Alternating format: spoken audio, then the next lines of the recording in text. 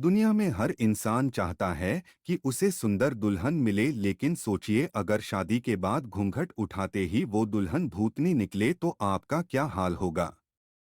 आपका तो पता नहीं, लेकिन भारत के बिहार राज्य के दरभंगा जिले में एक नेहरा नाम का गांव है, जहां ऐसा ही कुछ हुआ है।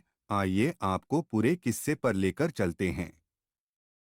नेहरा नाम के इस गांव में स्थानीय लोग बताते हैं कि बहुत साल पहले इस गांव में एक नौजवान की शादी हुई और वो जब वापस दुल्हन लेकर लौट रहे थे, उस समय में डोली में बिठाकर दुल्हन को विदा करने का प्रचलन था। जब डोली उठाने वाले रास्ते में थक गए तो उन्होंने उस डोली को एक पेड़ के नीचे रख दिया और आराम करने लगे, और उनकी आंख लग गई। कहा जाता है कि इसी दौरान एक भूतनी ने उस दुल्हन को मारकर उसके शरीर पर कब्जा कर लिया।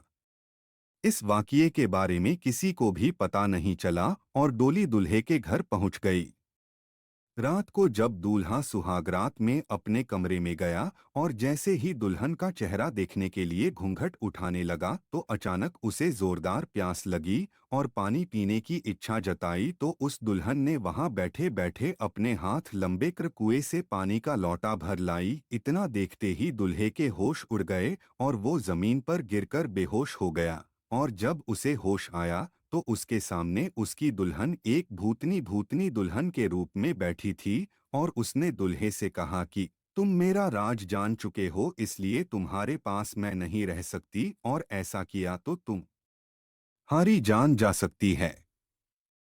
मैं इस गांव में एक दुल्हन की तरह आई हूँ और आज से ये सारा गांव मेरी निगरानी में रहेगा। सारे गांव वालों को बता देना कि वो अपने घर में रखा चूल्हा अगर उत्तर में हो तो उसे दक्षिण में रखे, जिससे गांव उन्नति और विकास करेगा। भूतनी भूतनी दुल्हन के यह कहते ही वो गायब हो गई और उस दुल्हे ने सारी बात गांव वालों को बताई और सारे गांव वालों ने चूल्हे की दिशा में कर दी। शास्त्रों में बताया जाता है कि चूल्हे को दक्षिण में रखना अशुभ माना जाता है, क्योंकि भूतों और यम की दिशा दक्षिण दिशा होती है। सामान्य चूल्हे को कहीं भी इस दिशा में नहीं रखते, लेकिन इस गांव के लोग कहीं भी चले जाएं, लेकिन अपने घर के चूल्हे की दिशा दक्षिण में ही रखते हैं।